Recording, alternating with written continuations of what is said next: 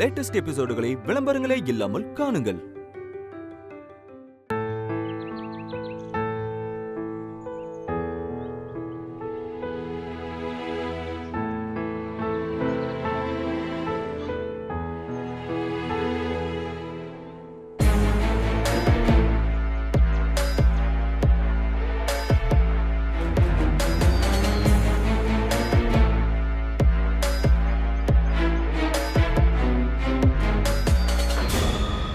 பாரு, இன்னைக்கு இங்க நிறைய நடந்து போச்சு.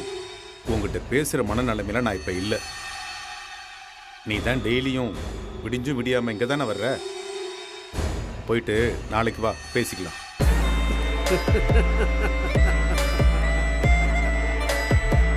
அதான் சொல்லியாச்சுல, போப்பா போ. நான் இப்ப சண்டை போடுற மூட்ல இல்ல. அப்படியே சண்டை மேல சண்டையா போட்டு போட்டு எல்லாத்தையும் ஜெயிச்சிட்டோன்னு ஆணவத்துல இருக்கல்ல. அப்படி என்ன, நீ துப்பாக்கி எடுத்துட்டு போய் சைனா பார்டர்ல சண்டை போட்டா வந்த? யோ, நீ வாழ்க்கையில பெருசா தோத்துட்டயா? தோத்துட்ட கண்டிப்பா.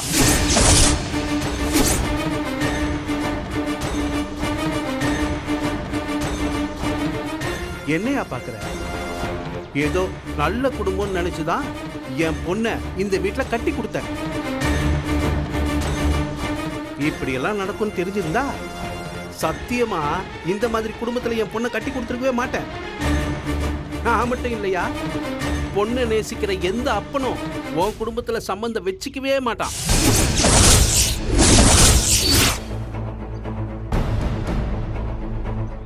இங்க பாரு, நான் உன்னை போக சொல்லி 5 நிமிஷம் ஆச்சு. உன்னோட பிலாசபி எல்லாம் என்கிட்ட சொல்லிட்டு இருக்காத. யோ, அப்படிதான் நான் சொல்லுவேன். நீ கேட்டுதான் ஆகணும். என்னமோ சொந்த காலில் நிக்கிறேன்னு பெருசா பீத்திக்கிட்டு இருக்க. அப்படி சொந்தமா நின்னு வாழ்க்கையில என்னையா பண்ணிட்ட? என்ன பெரிய கோடீஸ்வரன் ஆயிட்டியா? ஒன்னு கிழிக்கல. கோயில்ல பொங்கலையும் புளியோதரையும் கிண்டிக்கிட்டு அன்னாடம் காட்சியா தான் இருக்க. இந்த வயசுல ஜெயிக்கிறதுன்னா பிள்ளைங்களோட சந்தோஷமா ஒன்னா வாழறதுதான். உனக்கு அப்படி ஒரு வாழ்க்கை கொடுத்து வச்சிருக்கா சொல்லு பாப்போம். பிள்ளைங்களை பெத்தா மட்டும் போதுமாயா? ஒழுங்கா வளர்க்க தேவையில்லையா? உன் கடைசி பொண்ணு தராதரம் பார்க்காம ஓடி போய் எவனோ ஒருத்தனை கல்யாணம் பண்ணா. சரி, பண்ணதான் பண்ணா. ஒழுங்கா வாழ்ந்தாளா? அவனை தூக்கி எறிஞ்சிட்டு வாழா வெட்டியா பிறந்த வீட்டுல வந்து உட்கார்ந்துகிட்டு இருக்கா. அவளுக்கு அண்ணனா புத்தி சொல்லி புருஷன் வீட்டுக்கு அனுப்பி வைக்க வேண்டிய உன் மூத்த புள்ள அவ என்ன பண்றா? அவளுக்கு இல்லாததையும் பொல்லாததையும் சொல்லி அவ வாழ்க்கையே கெடுத்து குட்டிச்சவராக்கி வச்சிருக்கான். கஞ்ச பையன். எவனாச்சும் அப்பா கிட்ட வட்டிக்கு பணம் கொடுப்பாங்களா? அத ரவுடிய வச்சு வசூல் பண்ண பாப்பானா? சொல்லியா? ஆனா உன் பையன் பண்ணியிருக்கான். ஏன்னா உன் வளர்ப்பு அந்த லட்சணத்துல இருந்திருக்கு. உன் 2வது பையன் எந்த வேலை வெட்டிக்கும் போறதில்ல. தாலி கட்டின பொண்டாட்டிய ஒழுங்கா வச்சு வாழ துப்பில்லாதவன். பொண்டாட்டிய வீட்டுல வச்சுக்கிட்டு இன்னொரு பொண்ணை கூட்டிட்டு வந்து கூத்தடிச்சிட்டு இருக்கான் பாரு. அதுக்கு நீயும் உன் பொண்டாட்டியும் சப்போர்ட் வேற. இது எல்லாத்தையும் விட பெரிய காமெடி ஒண்ணு இருக்கு. உன் மூத்த பொண்ணுன்னு இங்க ஒண்ணு சுத்திக்கிட்டு இருக்க. அதுதான் கட்டின புருஷனையும் பெத்த 2 பொட்ட புள்ளையையும் விட்டுட்டு இங்க வந்து அவ என்னையா பண்ணிட்டு இருக்கா? அப்ப எப்ப சாவான், தின்ன எப்ப காலியாவும், சொத்துல எப்ப பங்கு வரும்னு காத்துக்கிட்டு இருக்கா. அவளை நம்பவே முடியாது. கொஞ்சம் விட்டா சோத்துல கூட விஷத்தை வச்சிருவாயா? இது எல்லாத்துக்கும் என்ன காரணம்? உன் வளர்ப்பு தான். அட இரியா, இன்னைக்கு நான் சொல்றத ஒரு 5 நிமிஷம் கேளியா? என் பொண்ணு நான் சொல்றத அப்படியே கேட்பாயா? அப்பனுக்காக புருஷனை தூக்கி போட்டுட்டு பான்னா வந்து நிப்பாயா? ஏன்னா என் மகளை நான் அப்படி வளர்த்து வச்சிருக்கேன். உன் பிள்ளைங்க யாராவது அப்படி வருவாங்களா சொல்லு? நீ நடத்துறதுக்கு பேரு குடும்பம் இல்ல, சர்க்கஸ் கம்பெனி. இந்த லட்சணத்துல சாதிச்சுட்டேன் பெருமை பேசிட்டு இருக்க. நீ கொஞ்சம் கொஞ்சமா எல்லாத்தையும் இழந்துகிட்டு இருக்க. உன் குடும்பம் உன் கண்ணு முன்னாடியே சல்லியா நொறுங்கிக்கிட்டு இருக்கு.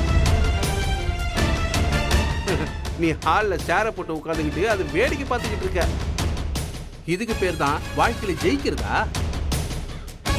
நீ ஒரு டோட்டல் ஃபெயிலியரியா? என்ன பாக்குற? எங்க நான் கேக்குற இந்த ஒரே ஒரு கேள்விக்கு மட்டும் பதில் சொல்லு பாப்போம். நாளைக்கு நீ செத்து போனா உன் சாவுக்கு உன் பிள்ளைங்கள யாராவது ஒருத்தர் ஒரு சொட்டு கண்ணீர் விடுவாங்களா?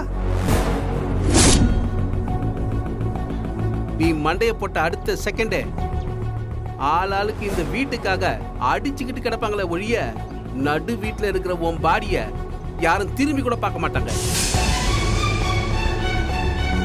நீயே எழுந்து போய் சுடுகாட்டுல படுத்துக்க வேண்டியதுதான். செத்ததுக்கு அப்புறம் ஒருத்தன் கையில எதுவும் கொண்டு போக போறது இல்லைன்னு சொல்லுவாங்க. நீ உயிரோட இருக்கும் போதே ஒண்ணு இல்லாதவன். நீ ஒரு டோட்டல் ஃபெயிலியர் மட்டும் இல்ல, டோட்டல் வேஸ்ட், டோட்டல் ஜீரோ.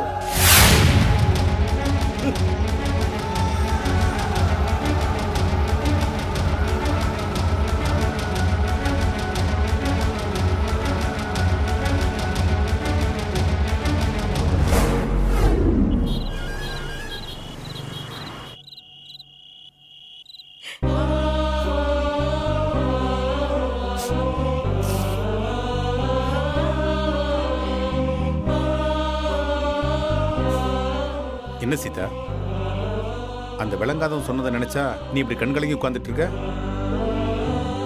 அவன் வாயில என்னைக்கு நல்ல வார்த்தை வந்திருக்கு?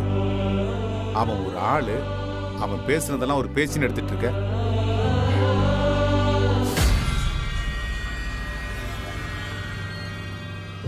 இங்க பாரு, அவனுக்கு நம்மளை அள வச்சு பார்க்கணும், நம்ம மனசை சங்கடப்படுத்தணும், நாம நிம்மதி இல்லாம இருக்கணும். அவங்க இதைத்தான் நம்ம கிட்ட இருந்து எதிர்பார்க்கறாங்க. இதெல்லாம் காதுல போட்டுக்காம தூக்கி போட்டு போறதுதான் அவங்கள டீல் பண்றதுக்கான ஒரே வழி சீதா. இவ்வளவு நாளா நானும் அப்படித்தாங்க இருந்தேன். ஆனா இன்னைக்கு அந்த ஆள் பேசிட்டு போனது அவ்வளவு சாதாரணமா என்னால எடுத்துக்க முடியலங்க. ஏன்? பெத்தவங்களுக்கு நிஜமான வெற்றின்னு நீங்க எதை சொல்லுவீங்க? நீ எங்க வர்றன்னு எனக்கு நல்லா தெரியுது.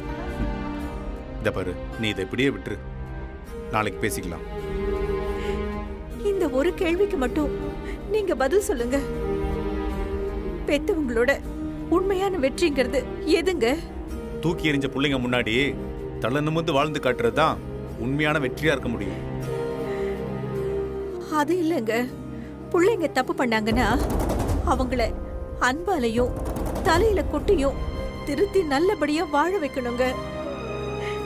நீங்க சொல்ற மாதிரி வாழ்ந்து காட்டினாலும் நம்மள யாரும் நம்மளோட பிள்ளைங்க தயவு இல்லாம வாழ்க்கையில வெற்றி அடைஞ்சிட்டாங்கன்னு யாரும் நமக்கு பாராட்டு பத்திரம்லாம் வாசிக்க மாட்டாங்கங்க.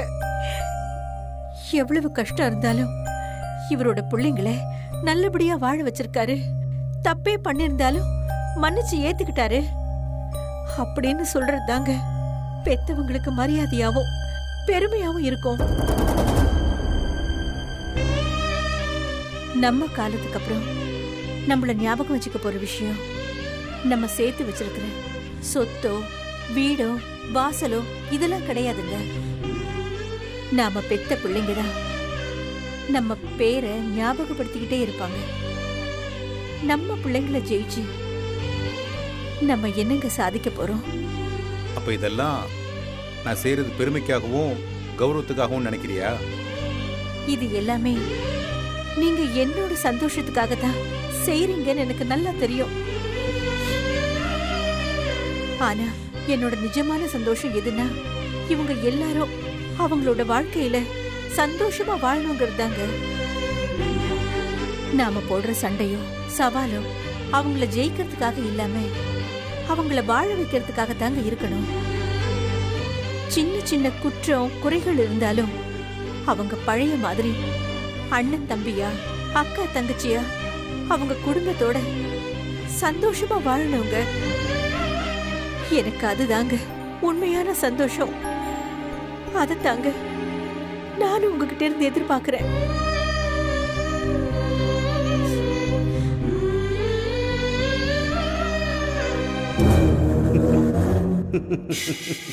நாம போட்ட பிளான் ஒர்க் அவுட் ஆகுது.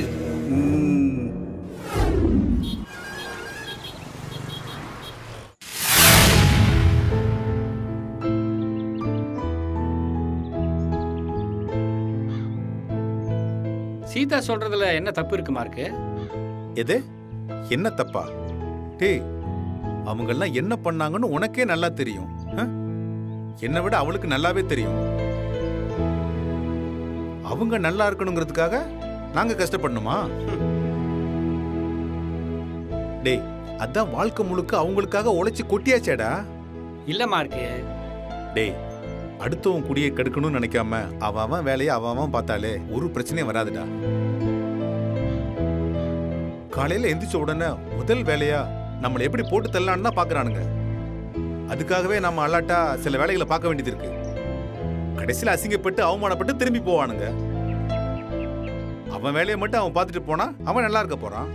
டேய் மார்க்கு, சீதா ஆசைப்படுறதுலயும் ஒரு நியாயம் இருக்கு இல்லடா.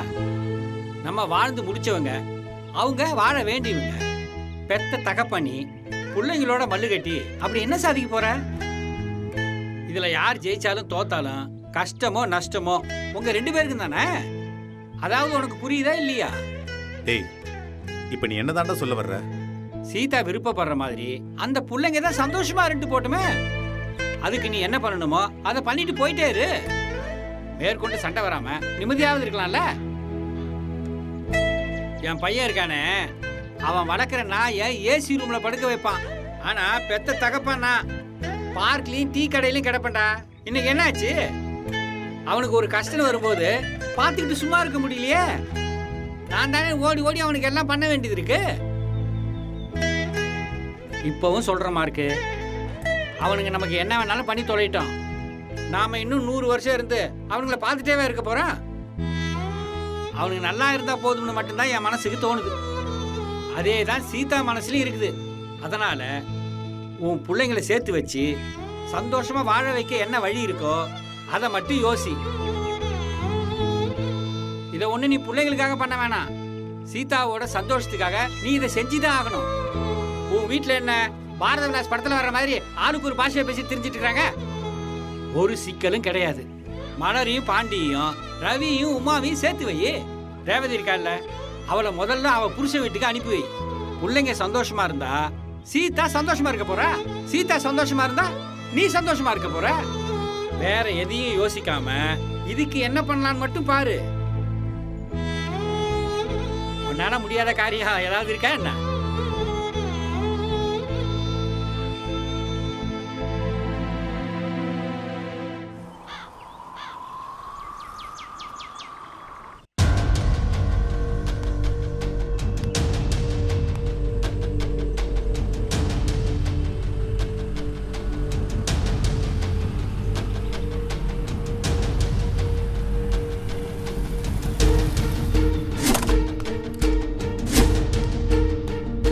என்னம்மா ஃபோன் பண்ணி வர சொன்னீங்க? என்னன்னு தெரியலடா, திடீர்னு இன்ஜின் ஆஃப் ஆயிடுச்சு. மறுபடியும் ட்ரை பண்ண ஸ்டார்ட் ஆகல. கிக்கர் வச்சு பாத்தீங்களா? அதெல்லாம் பண்ணி பார்த்தேன், ஆனா பெட்ரோல் இருக்கா மாமா? அதெல்லாம் இருக்குப்பா.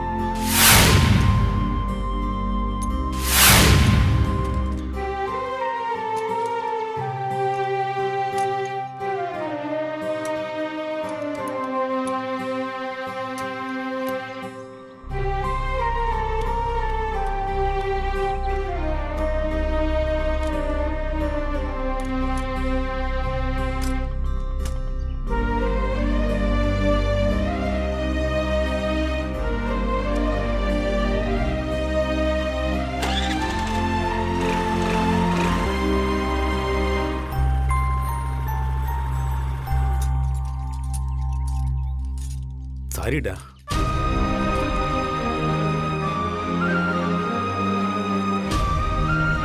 இது ஏதோ சொன்னீங்களா? ஏன் காதுல எவ்வளோ இல்லையா?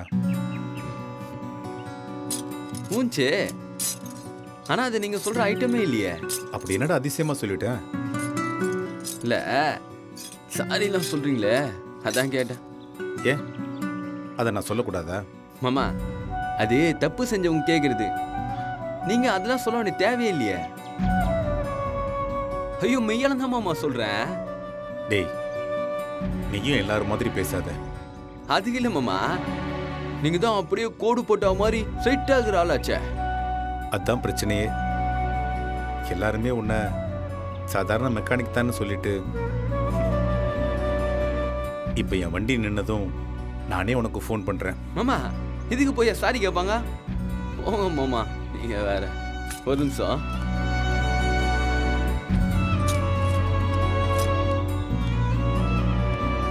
ஒரு சாமியார் ஒரு விஷயம் சொல்லியிருக்காரு. தப்பு பண்ணாதான் மன்னிப்பு கேட்கணும்னு அவசியம் இல்லை. சில சமயம் நாம கரெக்டா இருக்கிறதுனாலையும் சாரி கேட்குற மாதிரி இருக்கும். என்ன சாமியார் அவரு? கரெக்டா இருந்தா என்னத்துக்கு சாரி கேட்கணும்? இப்போ உங்க அப்பா உங்ககிட்ட கோச்சிட்டு இருக்காருன்னு வை. தப்பு அவர் மேலதான். இருந்தாலும் அவரை சமாதானப்படுத்துறதுக்காக நீ சும்மா சாரி கேட்பியா மாட்டியா? அதெல்லாம் பண்ணுவோம் மாமா. ஆனா அப்பதான் இப்ப ஊர்ல இருக்காரு. நமக்கு வேண்டப்பட்டவங்களோட உறவு நீடிக்கணும்னா தப்பு யாரு மேல இருக்குன்னு பார்க்காம முதல்ல நம்மளா போய் மன்னிப்பு கேட்டுட்டா அந்த உறவு நல்லபடியா இருக்கும்னு தான் அந்த சாமியார் சொன்னாரு. செம மாட்டு தான் மாமா. ஆனா அதை இப்போதைக்கு என்னென்ன சொல்லுங்கிறீங்க? நீ மலர் மன்னிச்சு மறுபடியும் ஏத்துக்குவியா? சொல்லு, ஏத்துப்பியா? மாமா, நீங்க சொன்னா நான் ஏத்துப்பேன் மாமா. பாண்டி, என்ன மாமா கேள்வி இது? மாமா, நீங்க செய்யன்னு எதை சொன்னாலும் அதை அப்படியே செஞ்சுட்டு வந்து நிப்ப மாமா. ஏன் அப்படி? நானும் மலரும் கல்யாணம் பண்ணி வந்து நிக்க சொல்ல நீங்க தான் போடா வெளியன்னு சொல்லி தலையில தண்ணி ஊத்திக்கினீங்க. ஆனா இன்னைக்கு ஒரு பிரச்சனை ஆனதுக்கு அப்புறம் உங்க பொண்ணு பக்கம் நிக்காம நியாயத்துக்காக என் பக்கம் நிக்கிறீங்க பாத்தீங்களா? அதுக்காக நான் என்ன வேணாலும் செய்வேன் மாமா. மலரையே வந்து என்னென்ன சாரி கேட்கணும்னு அவசியம் இல்லை மாமா. நீங்க இப்போ ஒரு சாமியார் கதை ஒன்று சொன்னீங்களே, அதே போல மலராண்ட போய் நீ சாரி கேளுன்னு சொல்லுங்களா? நான் போய் இப்பயும் சாரி கேட்பேன். நான் இதுக்காக வேண்டி சொல்லல, பொதுவாக தான் சொன்னேன். ஐயோ மாமா, மலர்ல எனக்கு ஒரு ஆளே கிடையாது. அது தாலி எடுத்து என் மூஞ்சில கடைசினதுக்கு அப்புறமும் நான் ஊட்டாண்டே சுத்தின்னு இருக்கிறேனா? அதுக்கு காரணம் யாரு? மலரா? மலரா நினைச்சுனுக்கிறீங்க? இல்ல மாமா, நீங்க தான்.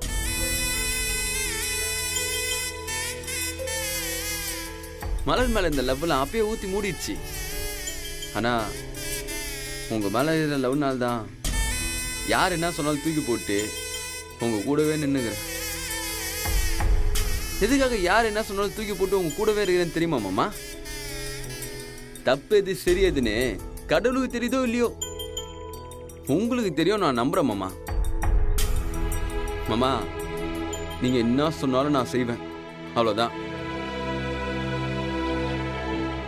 மாமா, வெயில் வேற அதிகமாடிதே, வண்டி ரெடி ஆச்சு, நீங்க கிளம்புங்க.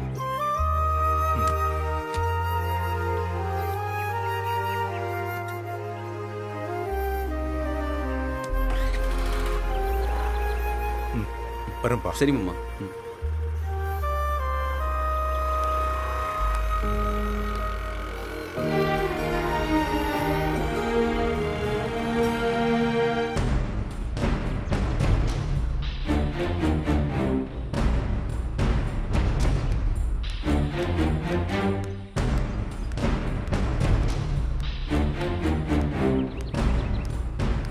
அம்மா,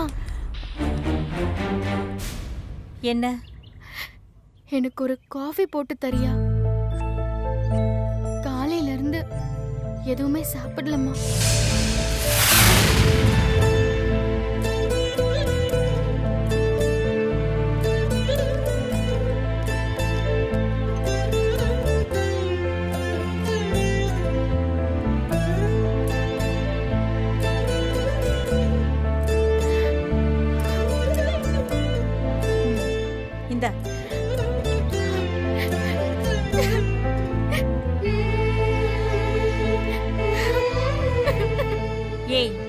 எதுக்கு அழற?